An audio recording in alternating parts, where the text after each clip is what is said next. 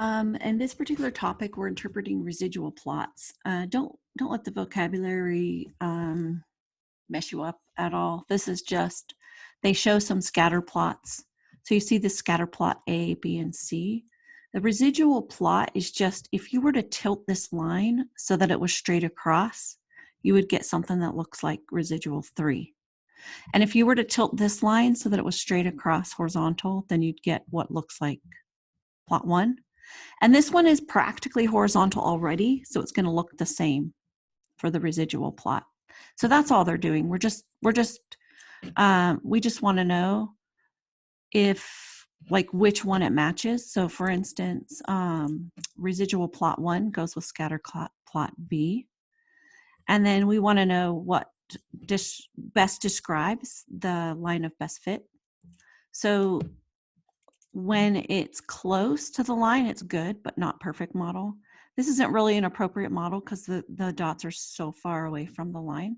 And then this is a perfect model. As long as all the dots are exactly on the line, then it would be perfect.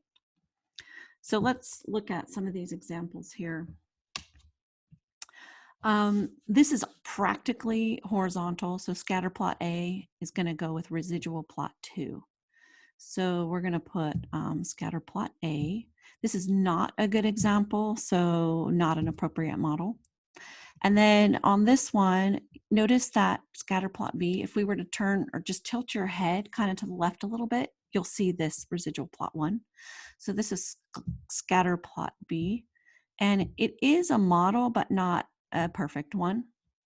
And then scatter plot C will go with residual plot 3. And this is a perfect model. Notice how all of the points are right on that line. So we'll do one more example of this one. So let's see this, it's kind of a parabola, and that line of best fit is pretty much horizontal. So that's going to go with residual plot 3. This is scatter plot A. And it is not a very good example. Anytime you have kind of a parabola looking, it's not going to be an appropriate model. Scatter plot B, if you tilt your head kind of to the left, so it looks like this line's horizontal, you're going to get what looks like residual plot 1.